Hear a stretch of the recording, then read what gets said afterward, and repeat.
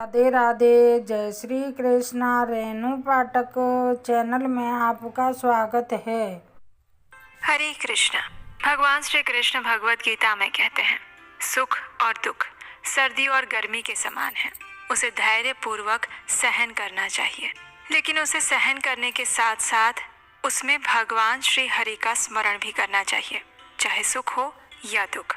अक्सर ऐसा देखा जाता है कि दुख में ही भगवान को याद किया जाता है और सुख में भोग वृत्ति आ जाती है। और कई बार तो दुख के समय में भगवान को कोसा भी जाता है। कई लोगों को आपने सुना होगा कि मैं इतने पूजा पाठ करती हूँ, लेकिन फिर भी भगवान मेरी स्थिति को सुधार क्यों नहीं रहे। तो क्या आवश्यकता है भक्ति करने की? यहाँ पर हमारे शास्त्र बताते हैं कि भगवान कोई व्यवसाय करने वाले व्यापारी नहीं है और ना ही उन्हें किसी चीज की आवश्यकता है। वे हमारे परम पिता हैं, जिनके प्रति अगर हम कुछ कर रहे हैं तो कृतज्ञता के रूप में कर रहे हैं। जितना उन्होंने हमारे लिए किया है, उसके सामने हम उनके लिए जो कर रहे हैं वो संपूर्ण रूप से नगण्य है, ना के बराबर है। लेकिन जो वास्तव में एक आदर्श संतान होती है, वो सदैव अपने माता पिता के प्रति कृतज्ञ रहती है, क्योंकि माता पिता ने ही उसे जन्म दिया है। और इसीलिए भगवान श्री कृष्ण, जो कि हमारे परम भगवान और परम पिता है, उनके प्रति कृतज्ञता व्यक्त करने के लिए भी मनुष्य को प्रतिदिन उनका स्मरण और नाम जप करना चाहिए। इसी विचार के साथ आज की माघ मास कथा श्रृंखला में आप सबका स्वागत करती हूँ। आशा है आप शारीरिक, मानसिक और आध्यात्मिक रूप से स्वस्थ होंगे। इस समय हम माघ मास की सुंदर पौराणिक कथाओं का श्रवण कर रहे हैं और आप में से कई भक्त प्रतिदिन नियम पूर्वक इन कथाओं को सुन रहे हैं। उसके लिए हम आपके आभारी हैं। आपका ये दृढ़ निश्चय, धैर्य और समर्पण भगवान श्री कृष्ण अवश्य देख रहे हैं। तो चलिए आज की हमारी माघ मास की कथा श्रृंखला को आगे बढ़ाते हैं और सुनते हैं आज की कथा। आइए आज की माघ मास कथा आरंभ करते हैं। इस कथा की पिछली कड़ी में हम सुन रहे थे कि ऋषि मृगशृंग ने शास्त्रोक्त विधि से आदर्श रूप से गृहस्थ धर्म का पालन करने के बाद तपस्या के लिए वन में प्रयाण कर दिया और फिर कुछ समय बाद उन्होंने अपने इस भौतिक देह का त्याग करके ब्रह्मलोक को प्राप्त किया। और फिर उसके बाद दूसरे कल्प में यानी श्वेतवाराह कल्प में वे पुनः ब्रह्मा जी के पुत्र रूप में उत्पन्न हुए और उस समय उनका नाम ऋभु हुआ। उन्होंने निदाग को कल्याण का उपदेश दिया। शील और सदाचार से संपन्न उनकी चारों पत्नियां पुत्रों के आश्रय में रहकर कुछ दिनों तक कठोर व्रत का पालन करती रहीं। तत्पश्चात जीवन के अंतिम भाग में वृद्धावस्था के कारण उनके बाल सफेद हो गए, उनकी कमर झुक गई, मुंह में एक दो दांत रह गए और इंद्रियों की वृत्तियां प्रायः नष्ट हो गई। मुनि श्रेष्ठ मृकंडु के मरुद्वती से कोई संतान नहीं हुई। उन्होंने माताओं की वैसी अवस्था देखकर मन ही मन इस प्रकार विचार किया, मैं माताओं को साथ लेकर स्त्री सहित भगवान शंकर की राजधानी में जाऊंगा, जहाँ वे मुमूर्षु पुरुषों के कानों में तारक मंत्र का उपदेश दिया करते हैं। ऐसा निश्चय करके उन्होंने काशीपुरी की ओर प्रस्थान किया। वे मार्ग में काशी की महिमा का इस प्रकार बखान करने लगे। ऋषि मृकंडु ने कहा, जो माता, पिता और अपने बंधुओं द्वारा त्याग दिए गए हैं, जिनके संसार में कहीं भी गति नहीं है, उनके लिए काशीपुरी ही उत्तम गति है। जो जरावस्था से ग्रस्त और नाना प्रकार के रोगों से व्याकुल है, जिनके ऊपर दिन रात पग पग पर विपत्तियों का आक्रमण होता है, जो कर्मों के बंधन में आबद्ध और संसार से तिरस्कृत हैं, जिन्हें राशि राशि पापों ने दबा रखा है, जो दरिद्रता से परास्त, योग से भ्रष्ट और तपस्या तथा दान से वर्जित हैं, जिनके लिए कहीं भी गति नहीं है, उनके लिए काशीपुरी ही उत्तम गति है। जिन्हें भाई बंधुओं के बीच पग पग पर मान हानि उठानी पड़ती हो, उनको एकमात्र भगवान शिव का आनंद कानन काशीपुरी ही आनंद प्रदान करने वाला है। आनंद कानन काशी में निवास करने वाले दुष्ट पुरुषों को भी भगवान शंकर के अनुग्रह से आनंद जनित सुख की प्राप्ति होती है। काशी में विश्वनाथ रूपी आग की आंच से सारे कर्ममय बीज भून जाते हैं। अतः वह काशी तीर्थ, जिनकी कहीं भी गति नहीं है, ऐसे पुरुषों को भी उत्तम गति प्रदान करने वाला है।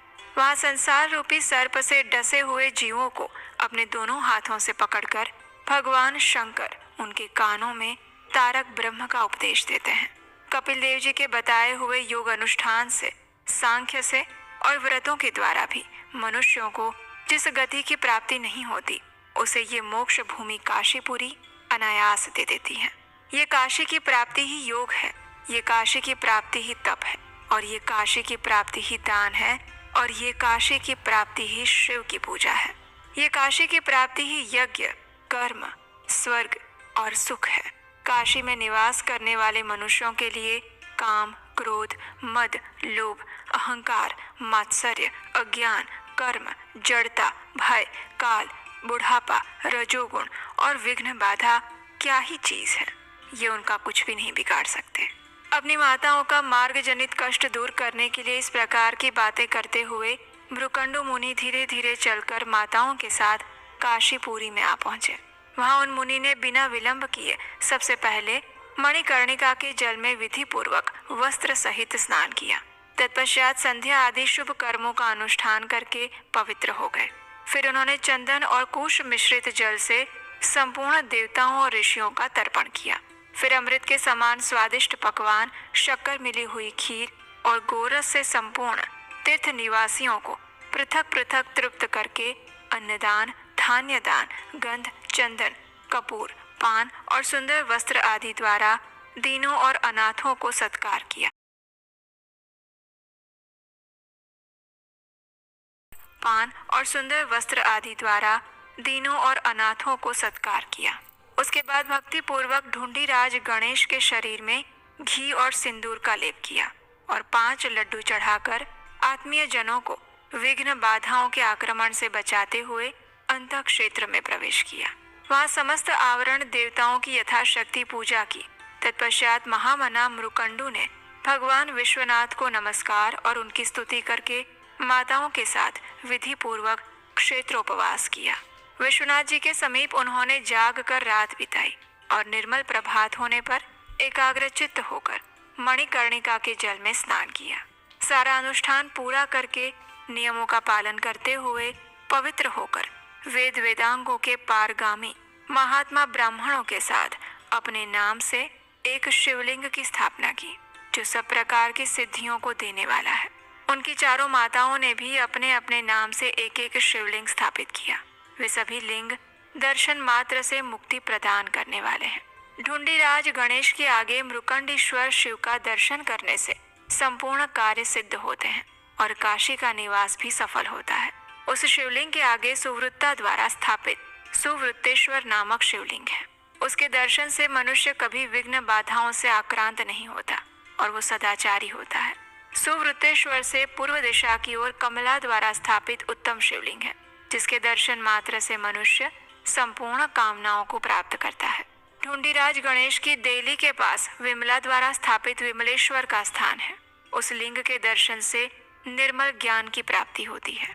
विमलेश्वर से ईशान कोण में सुरसा द्वारा स्थापित सुरसेश्वर नामक शिवलिंग है। उसके दर्शन से मनुष्य देवताओं का साम्राज्य प्राप्त करके काशी में आकर मुक्त होगा। मणिकर्णिका से पश्चिम मरुद्वती द्वारा पूजित शिवलिंग है, जिसके दर्शन मात्र से मनुष्य फिर जन्म नहीं लेता। इस प्रकार शिवलिंगों की स्थापना करके वे सब लोग 1 वर्ष तक काशी में ठहरे रहे।